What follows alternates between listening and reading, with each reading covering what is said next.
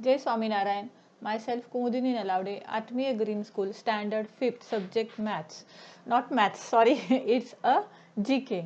तो मैं ये आपको लास्ट सेंटेंस का थोड़ा सा हिंदी में आपको बता रही थी, क्योंकि मुझे भी आई कैन नॉट 100% बट जितना मुझे पता है मैं आपको बताती हूँ। बहुत ही सुंदर था, मैंने ये पढ़ा भी था और महाभारत में सुना भी था। श्री कृष्ण ने अर्जुन से कहा था कि किसी को हम जब कर्म करते हैं ना, तो हमें कर्म करना चाहिए, ना कि उसके फल को देखना चाहिए। किसी कर्म करने के लिए उससे हमें क्या फल मिलता है इस पे कभी ध्यान मत दो। आपको हमेशा कर्म ही करना चाहिए। तो मुझे लगता है मेरा इतना सही नहीं होगा, लेकिन इफ़ यू किसी से आप सुनोगे अपने दादा दादा या नाना नानी से, तो वो सही वर्ड्स में ये आपको बता सकेंगे। Now tales of India. अपने भारत के, अभी हमने भगवत गीता, बाइबल, कुरान के बारे में सुना, तो थोड़ा सा पढ़ा, तो इसी में भी हमारे जो ग्रेट महान ग्रंथ हुए हैं, जो कथाएं हुई है, या जो लिटरेचर है, साहित्य है, उसके बारे में और थोड़ी बहुत जानकारी इस चैप्टर में हम लेंगे। The tales of India. Unscribbled letters to get the correct words. In India, there are many ancient collection. Okay, प्राचीन कथाओं का कलेक्शन है of story that teach us lot of life. तो ये कथाएं कैसी है, तो हमें जीवन के बारे में, या जीवन कैसे जीना चाहिए, या फिर जीवन में आने वाले संकट के बारे में, कुछ भी हो, अपने जीवन को प्रकाशित करने के बारे में ये छोटी मोटी स्टोरीज, कथाएं हैं कि अपने प्राचीन ग्रंथों में, कि जो हमें अपने जीवन के लिए मार्गदर्शक होती है। Next, the Panchatantra is a collection of fables in a Sanskrit. It is supposed to have been written by Vishnu Sharma. After the Bible, it is perhaps the most widely translated literary work. तो विष्णु शर्मा ने जो ये पंचतंत्र नाम का छोटे stories का ये जो बुक लिखा था, वो संस्कृत में था और फिर वो ट्रांसलेट किया गया। Okay, I know it is थोड़ा सा मैं ज़्यादा बात कर रही हूँ, लेकिन मैं जब छोटी थी ना, तो ये पंचतंत्र की ऐसे बुक मिलती थी, जो अब हमें गर्मियों की या फिर दिवाली की छुट्टियाँ थी, तो गर्मी की हमें पूरा महीना, एक मई छुट्टी मिलती थी, और दिवाली की 3 वीक्स की थी। तो सेलिब्रेशन या फिर कहाँ घूमना वगैरह हो जाता था, फिर बहुत सारे दिन ऐसे ही मिलते थे। तो my hobby is to read the books. तो तब बहुत ऐसे लाइब्रेरीज रहती थी, तब टीवी का या फिर नेट, कंप्यूटर, मोबाइल्स इतना ये नहीं था।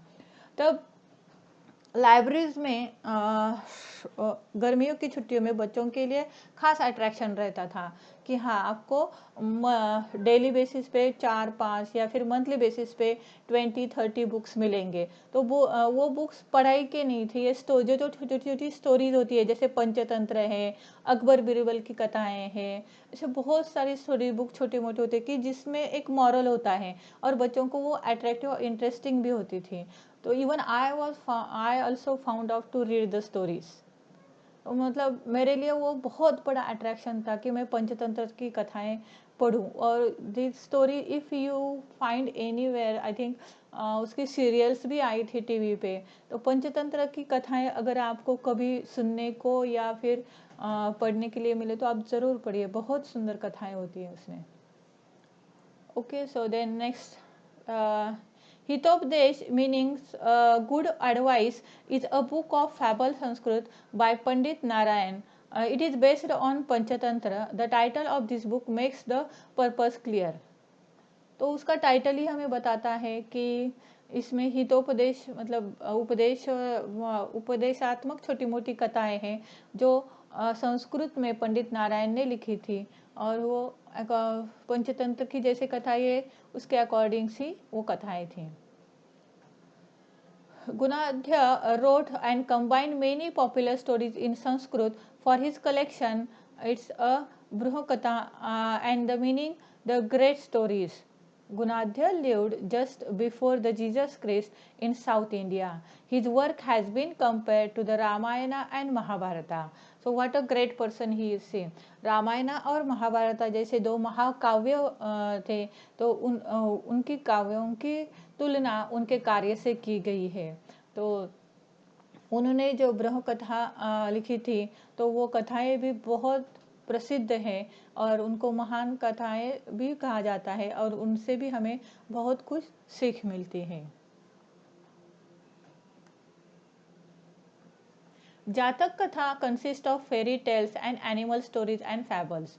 Many of the stories are quite humorous and teach us something. Lord Buddha appears as one of the characters in each tale. तो जातक कथाएं भी ऐसी कथाएं थी कि जिसमें परी कथा या छोटी मोटी मतलब एनिमल्स प्राणियों या फिर छोटी मोटी कथाएं कि जिनसे हमें क्या मिलता है, कुछ सीख मिलते हैं, ऐसे छोटी मोटी कथाएं थी जातक कथा। तो ये जो संग्रह था जातक कथाओं का, तो इनमें कहीं ना कहीं मेन कैरेक्टर किनका था, गौतम बुद्ध जी का था और हर कथा से हमें कुछ ना कुछ मॉरल मिलता है। तो अगर आपको भी कभी जातक कथा सुनने का या देखने के किसी कभी सीरियल के रूप में आए या फिर कोई ऐसे हो तो वो जातक कथाएं बता रहा है टीवी पे या सीरीज में, तो आप ज़रूर सुनिए, बहुत ही अच्छी कथाएं होती है जातक कथा में।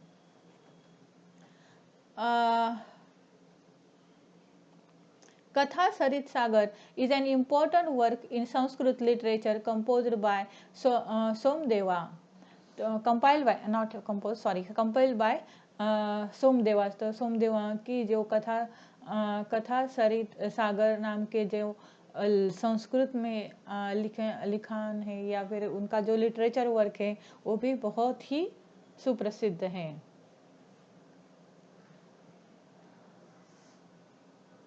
Let's take the next chapter. So now we'll just come to the present. तो ये तो हमने एंशियंट इंडिया के बारे में देखा, अपने होली बुक्स के बारे में पढ़ा, फिर कथाओं के बारे में पढ़ा। तो अब now in present how we are facing some problems. Earth is in trouble, global warming, then that plastic, then we can say pollution, so many problems we are facing. So these problems are major problems and it is not for us. In future humankind will also suffer from it, right? So let's think about it. Our earth is in trouble. Our world is in trouble. Mention here are some of the ways by which we are hurting it. Choose the correct word from the option given within the bracket to fill it. Our digest is increasing. We are constructing taller buildings, factories and roads. That is industrialization. Okay, and as industrialization is increasing, we are constructing taller buildings and factories and roads. Okay, this continuous process of building leads to disposal of large quantity of waste material. Okay, then next,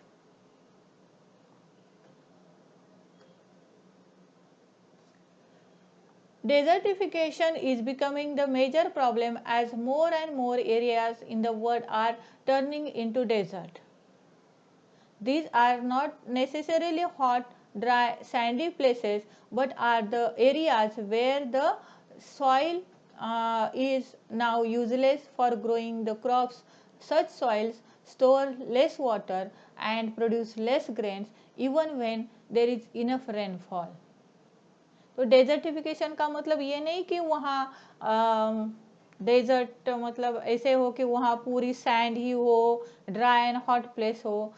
so here desert means ऐसी जगह और ऐसी ज़मीन कि जहाँ पहले तो हम अच्छे से उसका मतलब क्रॉप्स वगैरह बहुत आते थे, पानी अच्छे से था, पूरी घना जंगल था, लेकिन अब उसकी कंडीशन ऐसी हो गई है कि वहाँ कम क्रॉप्स आ रहे हैं, पानी भी बहुत कम स्टोर हो रहा है.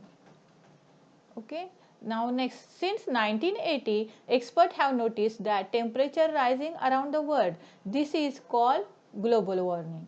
Yes, अभी मैंने